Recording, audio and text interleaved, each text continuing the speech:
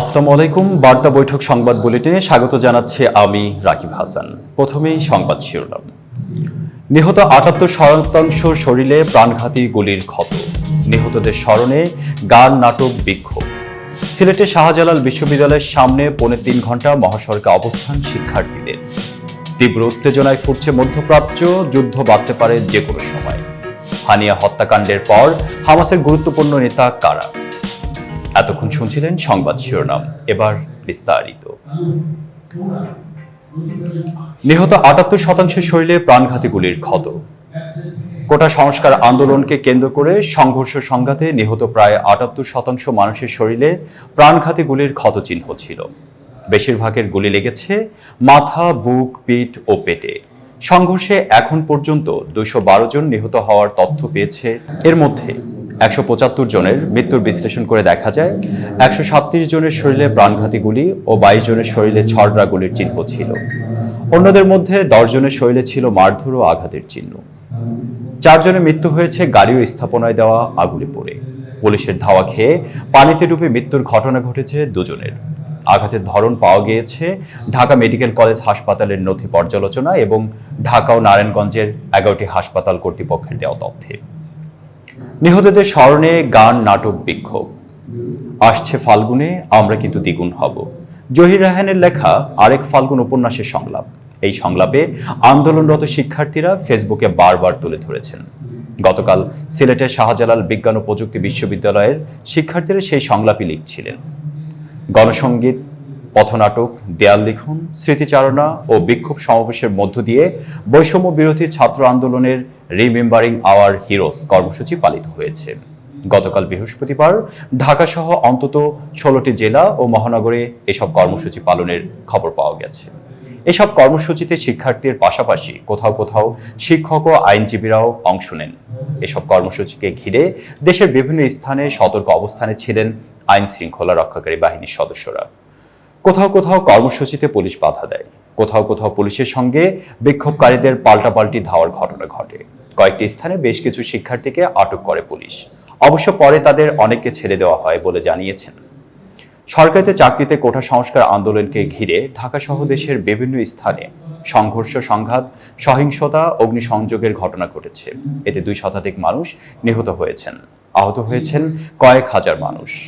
গত বুধবার remembering hour heroes কর্মসূচি ঘোষণা করেছিল বৈষম্য বিরোধী ছাত্র আন্দোলন। এতে বলা হয়, নির্যাতনের ভয়ঙ্কর দিনরাতের স্মৃতিচারণা, নিহত আহত ব্যক্তিদের নিয়ে পরিবার ও সহপাঠীদের স্মৃতিচারণা এবং আন্দোলনকে ঘিরে নির্যাতনের ঘটনা নিয়ে চিত্রাঙ্কন বা গ্রাফিতি, দেয়াল লেখন, ফেস্টুন তৈরি ইত্যাদির মাধ্যমে এই কর্মসূচি পালন করা হবে। সব শ্রেণী পেশার মানুষকে অনলাইন ও অফলাইনে এই কর্মসূচি পালনের আহ্বান জানানো হয়। সিলেটের শাহজালাল বিশ্ববিদ্যালয়ের সামনে ৩.৫ ঘণ্টা মহাসড়কে অবস্থান শিক্ষার্থীদের। সিলেটের শাহজালাল বিজ্ঞান ও প্রযুক্তি বিশ্ববিদ্যালয়ের সামনে পুলিশের ধাওয়ার পর আন্দোলনকারীরা নগরের আখালিয়া এলাকার সড়কের একপাশে দাঁড়িয়ে বিক্ষোভ করেন। বৃহস্পতিবার বিকেল ৪:৫টার দিকে সিলেটের শাহজালাল বিজ্ঞান ও প্রযুক্তি বিশ্ববিদ্যালয়ের সামনে দুই দিকেই পুলিশের অবস্থানের মধ্যে বৈষম্য বিরোধী ছাত্র আন্দোলনের রিমেম্বারিং আওয়ার হিরোস কর্মসূচি পালিত হয়েছে।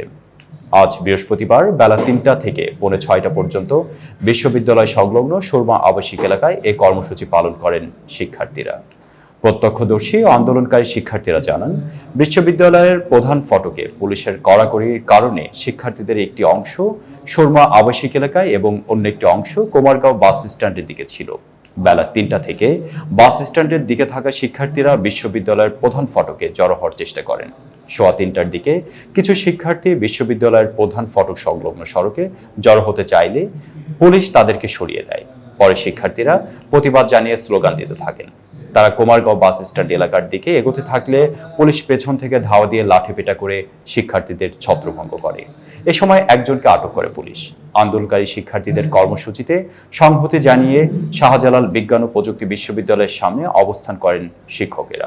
বৃহস্পতিবার বিকাল ৪টার দিকে অপরদিকে একই সময়ে সুরমা আবাসিক এলাকার ছাত্র জনতা বেলা ৩টা থেকে টানা ৩.৫ ঘণ্টা সিলেট সুনামগঞ্জ মহাসড়কে অবস্থান করে রিমেম্বারিং আওয়ার হিরোস কর্মসূচি পালন করেন। তীব্র উত্তেজনায় ফুটছে মধ্যপ্রাচ্য, যুদ্ধ বাধতে পারে যে কোনো সময়। ইরানের রাজধানী তেহরানে শক্তিশালী রিভলিউশনারি গার্ডের অতিথিশালায় মঙ্গলবার দিবাগত রাত 2টায় হামলায় নিহত হন হামাস নেতা ইসমাইল হানিয়া। হামাসের নেতাকে ইরানের রাজধানী তেহরানের এক অতিথিশালায় হত্যার ঘটনায় মধ্যপ্রাচ্যে উত্তেজনা আরও বেড়েছে। গাজায় চলমান ইসরায়েলি হামলার মধ্যেই লেবানন ও ইরানের ভেতর একাধিক ইসরায়েলি হামলার পাল্টা প্রতিশোধের ঘোষণা দিয়েছে ইরান ও তার প্রক্সি হামাস, হিজবুল্লাহ ও হুতিরা। এতে মধ্যপ্রাচ্যে সংঘাত আরও বেড়ে যাওয়ার আশঙ্কা তৈরি হয়েছে। ইরান নিয়ে কয়েক দশক ধরে চলতে থাকা পারমাণবিক উত্তেজনা, শত্রুদের বিরুদ্ধে আক্রমণ এবং পশ্চিমাদের সঙ্গে নিষেধাজ্ঞা তুলে দেওয়ার ব্যাপারে নতুন প্রেসিডেন্টরা অনেক সময় পেয়েছিলেন, কিন্তু দেশটির নতুন প্রেসিডেন্ট মাসুদ পেজেশকিয়ান পেলেন মাত্র 10 ঘন্টা। প্রেসিডেন্ট হিসাবে তার শপথ গ্রহণের কয়েক ঘন্টার মধ্যেই দেশটির রাজধানী তেহরানের শক্তিশালী রিভলিউশনারি গার্ডের অতিথিশালায় রাত 2টায় হামলায় নিহত হলেন হামাস নেতা ইসমাইল হানিয়া। ফিলিস্তিনের স্বাধীনতাকামী সংগঠন হামাসের রাজনৈতিক শাখার নেতা হানিয়াকে ইরানের প্রেসিডেন্ট পেজেশকিয়ান ও দেশটির সর্বোচ্চ ধর্মীয় নেতা আয়াতুল্লাহ আলী খামেনি সাদরে গ্রহণ করেছিলেন। তাদের পক্ষ থেকে এই হামলাকে ইসরায়েলের লজ্জাজনক কাজ বলে মন্তব্য করা হয়েছে। পেজেশকিয়ান ও খামেনির শীর্ষ সামরিক কর্মকর্তাদের হাতে ইসরায়েলের হামলা করা ছাড়া আর ভিন্ন কোনো পথ বেছে নেওয়ার সুযোগ ছিল না। পেজেশকিয়ান তার দায়িত্ব গ্রহণের প্রথম দিনটি তাই কাটিয়েছেন জাতীয় নিরাপত্তা কর্মকর্তাদের সঙ্গে আলোচনা করে। গত বুধবার তাদের পক্ষ থেকে চূড়ান্ত সিদ্ধান্ত জানিয়ে দেওয়া হয়েছে। হানিয়ার হত্যাকাণ্ডের প্রতিশোধ নিতে ইসরায়েলে সরাসরি হামলার নির্দেশ দিয়েছেন ইরানের সর্বোচ্চ নেতা আয়াতুল্লাহ আলী খামেনি। এর আগে হানিয়া নিহত হওয়ার পর এক এক্স বার্তায় প্রতিশোধের বার্তা দেন আয়াতুল্লাহ আলী খামেনি। হানিয়া হত্যাকাণ্ডের পর হামাসের গুরুত্বপূর্ণ নেতা কারা? দক্ষিণ গাজার খান ইউনিস শহরে এক কুচকাওয়াজে হামাসের সশস্ত্র শাখা ইজ্জেদিন আল কাসাম ব্রিগেডের সদস্যরা। গাজা পশ্চিম তীরে ইসরায়েলের দখলদারির বিরুদ্ধে প্রথম ফিলিস্তিনি অভ্যুত্থান থেকে জন্ম ফিলিস্তিনের স্বাধীনতাকামী আন্দোলন হামাসের। সংগঠনটির দাবি তারা স্বাধীনতাকামী সশস্ত্র গোষ্ঠী। ইসরায়েলি দখলদারত্ব ও নিষ্পেষণ থেকে ফিলিস্তিনিদের মুক্ত করাই তাদের লক্ষ্য। শেখ আহমেদ ইয়াসিন 1987 সালে হামাস প্রতিষ্ঠা করেন। তিনি ছিলেন ধর্মীয় নেতা, পরে ফিলিস্তিনের স্বাধীনতার দাবিতে সোচ্চার কর্মী হয়ে ওঠেন। ইসলামের মূলনীতিকে সাংগঠনিক কাঠামো হিসাবে ধরে হামাসকে Palestinian Islamic National Liberation and Resistance Movement হিসাবে আখ্যায়িত করেন তিনি। প্রতিষ্ঠার পর হামাসের মিশরের মুসলিম ব্রাদারহুডের শাখার আদলে সামরিক শাখা ইজ্জেদিন আল কাসাম ব্রিগেড গঠন করে। ঐতিহাসিক ফিলিস্তিনের স্বাধীনতার লক্ষ্যে ইসরায়েলের বিরুদ্ধে সশস্ত্র লড়াই চালানো এ শাখার দায়িত্ব। ইসরায়েলের হত্যা চেষ্টা এড়াতে সাম্প্রতিক বছরগুলোতে গাজায় অবস্থানরত হামাসের গুরুত্বপূর্ণ নেতাদের অনেকে জনসম্মুখে তেমন আসছেন না। তবে তাদের কেউ কেউ গাজা ছেড়ে বিভিন্ন দেশ, বিশেষ করে কাতারে নির্বাসনে থাকা বেছে নিয়েছেন। ইরান, লেবানন ও তুরস্কেও আছেন কেউ কেউ। গাজায় যেসব হামাস নেতা রয়েছেন মূলত তারা ইসরায়েলের বিরুদ্ধে সামরিক তৎপরতা পরিচালনার সঙ্গে যুক্ত রয়েছেন, আর বাইরের দেশ থেকে নেতৃত্ব দিচ্ছেন সংগঠনটির রাজনৈতিক শাখার নেতারা।